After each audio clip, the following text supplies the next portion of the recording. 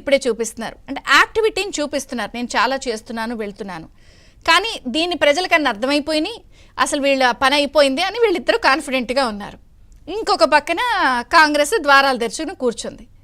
ఇవన్నీ కూడా ఎవరికి ప్లస్ ఎవరికి మైనస్? ఇందులో వైసీపీకి వచ్చే నష్టం ఏంటి? టీడీపీ జనసేనకి కలిసి వచ్చే అంశాలేంటి?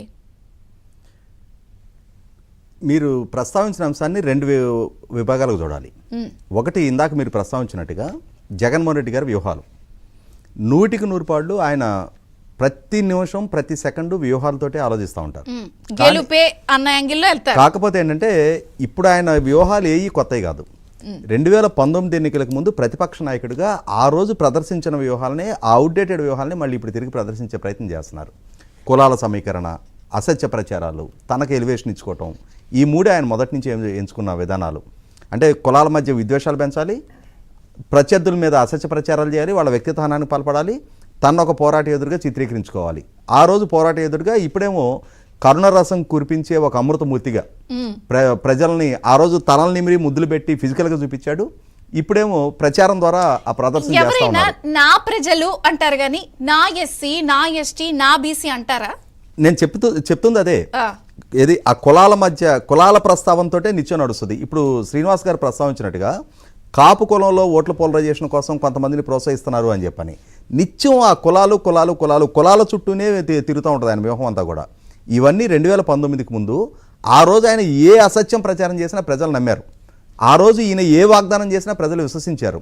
ఆ రోజు ఈయనకి ఎంతటి స్థాయి ఎలివేషన్ ఇచ్చినా ప్రజలు ఆ ప్రలోభానికి, ఆ ప్రభావానికి లోనయ్యే ఆయనకు అధికారం కట్టబెట్టారు. ఇవాళ ఆయన పాలకుడు, విధాన నిర్ణయాలు తీసుకునే అధికారం ఆయన చేతిలో ఉంది, వనరులు ఆయన చేతిలో ఉన్నాయి. ఆయన పరిపాలన, ఆయన పాలనా దక్షత మా జీవితాల మీద ఎటువంటి ప్రభావం చూపించిందన్న అంశం ప్రాతిపదికగా ప్రజలు నిర్ణయం చేస్తారు.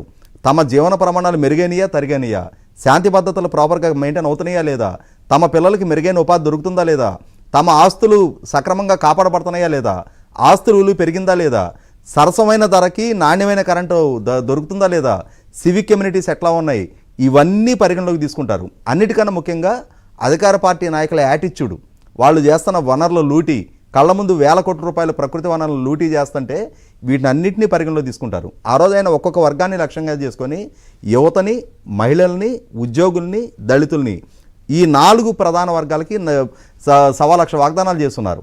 ఇవాళ పాలకుడుగా ప్రతి వాగ్దానాన్ని విస్మరించారు. ఆయన వాగ్దాన భంగానికి పాల్పడ్డారు. ఇటువంటి నేపథ్యంలో వీటి ప్రాతిపదిక నిర్ణయం చేస్తారు. ఇప్పుడు ఆయన 2,750 రూపాయల పెన్షన్ 3,000 చేశారు అని అంటే సరిగ్గా 2019లో జనవరి జన్మభూమి నాటికి అప్పటి వరకు 1,000 రూపాయలైన పెన్షన్ 2,000 చేసిన తెలుగుదేశం పార్టీ ఫిబ్రవరి నెలలో 93 లక్షల మంది డ్వాక్రా మహిళలకి ఒక్కొక్కరికి 10,000 రూపాయల చొప్పున 9,300 కోట్ల రూపాయలు పసుపు కింద పంపిణీ చేశారు. మార్చి నెలలో ఎలక్షన్ కోడ్కి కొద్దిగా ముందు అన్నదాత సుఖీభవ పేరిట ప్రతి రైతు అకౌంట్లో 15,000 రూపాయలు వేశారు. ఇవి ప్రజల పరిగణలోకి తీసుకోవాలా. ప్రజలు అన్ని సందర్భాల్లో డబ్బులు ఒక్కటే పరిగణలోకి తీసుకోరు. ఆ రోజు ప్రజలు దేని పరిగణలోకి తీసుకున్నారంటే జగన్మోహన్ రెడ్డి గారు ఆ ప్రభుత్వం మీద చేసిన ఆరోపణలు 6 లక్షల కోట్ల అవినీతి జరిగింది, ఇది నారాసుర రక్త చరిత్ర అని వివేకానంద రెడ్డి గారి హత్యను చంద్రబాబు నాయుడు గారికి పులివిన తీరు, అమరావతి కాదు ఇది కమరావతి అన్న తీరు, 37 మంది సీఎల్ని డిఎస్పీలుగా ప్రమోట్ చేసి అందులో 33 కమ సామాజిక వర్గీయులే అని చెప్పని చేసిన ప్రచారం, పోలవరం సవరించిన అంచనాల్లో 25,000 కోట్ల అవినీతి జరిగింది అని, పట్టిసీమ కాదు ఇది వట్టిసీమ అని చెప్పని, అగ్రిగోల్డ్ భూములు రాష్ట్ర వ్యాప్తంగా తెలుగుదేశం శ్రేణులు కొట్టేస్తున్నారు అని చెప్పని ఈ అసత్య ప్రచారాల ప్రభావంలో ప్రజలు పడ్డారు. ఆ రోజు అయితే ఇవాళ వాటికి తోడు ఆయన ఏం చెప్పారు, ఆ రోజు చేసిన వాగ్దానాలు కూడా చాలా ఉన్నాయి.